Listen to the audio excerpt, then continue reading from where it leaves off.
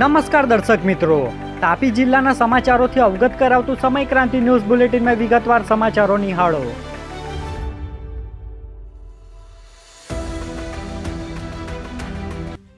ઉચ્છલ પોલીસને લૂંટના ગુનામાં વોન્ટેડ આરોપી સુરતથી ઝડપાયો. તાપી એલસીબીને સફળતા. ઉચ્છલ પોલીસ સ્ટેશનમાં નોંધાયેલા લૂંટના ગુનામાં નાસ્તા ફરતા વોન્ટેડ આરોપી નટવર ઉર્ફે નમન ગોવિંદભાઈ ડાંગરજી પુરોહિતને તાપી એલસીબી અને પેરોલ ફ્રો સ્કોડે બાતમીના આધારે સુરતના રણછોડ નગર વિસ્તારમાંથી ઝડપી પાડ્યો હતો. કાયદેસરની કાર્યવાહી બાદ આરોપીને વધુ તપાસ માટે ઉચ્છલ પોલીસને સોંપવામાં આવ્યો છે. ડોલવણના વાંકલ પુલને વરસાદી નુકસાન, ભારે વાહનો માટે ડાયવર્ઝન જાહેર.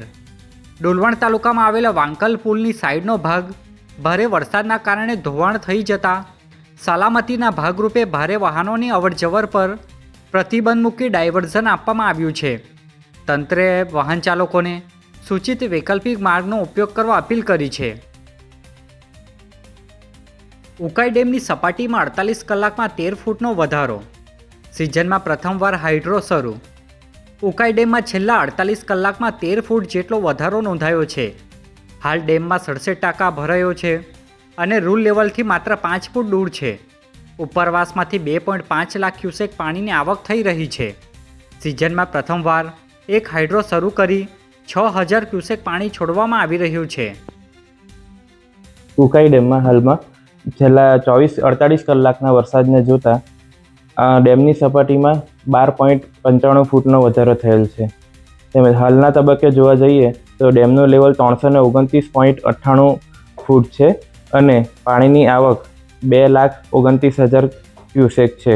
તેમજ આ વર્ષે આપણે સિઝનમાં પ્રથમવાર આપણે હાઇડ્રો યુનિટના પૈકી એક યુનિટ ચાલુ કરવામાં આવેલ છે, જેને કારણે પાણીની જાવક 6,489 ક્યુસેક છે. નિઝરના બોરદા ગામે વણિયાર મૃત હાલતમાં મળ્યું. વન વિભાગને જાણ કરાઈ હોવાનું અનુમાન. નિઝર તાલુકાના બોરદા ગામની સીમમાં ડાંગરના ખેતરમાં વણિયાર ખેખલીઓ મૃત હાલતમાં મળી આવ્યું હતું. પ્રાથમિક માહિતી મુજબ ભારે વરસાદ બાદ પાણી ભરાયેલા ખેતરમાં માછલીનો શિકાર કરવા ગયેલું વણિયાર કાદવમાં ફસાઈ જતાં તેનું મોત થયું હોવાની આશંકા છે. જો કે આ અંગે કોઈ સત્તાવાર પુષ્ટિ થઈ નથી. સમાચાર લખાઈ રહ્યા છે ત્યાં સુધી વન વિભાગને જાણ કરવામાં આવી છે કે નહીં તે અંગે પણ સત્તાવાર માહિતી મળી નથી. નિઝર અને ઉચ્છલમાં ભારે વરસાદથી મકાનો ધરાશાયી. 2 પરિવારોને ભારે આર્થિક ફટકો. તંત્ર સર્વે કરી સહાય ચૂકવે તે જરૂરી. નિઝર તાલુકાના પીપળોદ ગામે નટુભાઈ બોરસે અને ઉચ્છલ તાલુકાના નવી કાચલી ગામે વસંતભાઈ વડવીનું મકાન ભારે વરસાદના કારણે તૂટી પડ્યું હતું.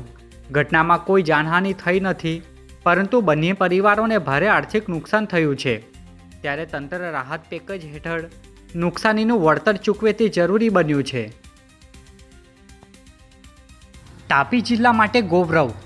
આશાબેન ચૌધરીને રાજ્ય કક્ષાનો સાંદીપની ગુરુ ગૌરવ એવોર્ડ એનાયત.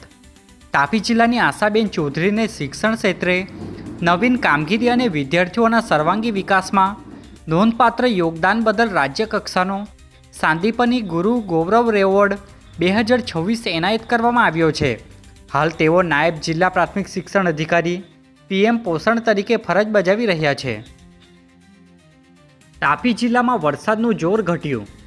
હજુ 6 રસ્તા પાણીમાં ગરક. તાપી જિલ્લામાં ભારે વરસાદ બાદ હવે વરસાદનું જોર ઘટ્યું છે. રવિવારે દિવસ દરમિયાન કેટલાક વિસ્તારોમાં ઝાપટારૂપી વરસાદ વરસ્યો હતો.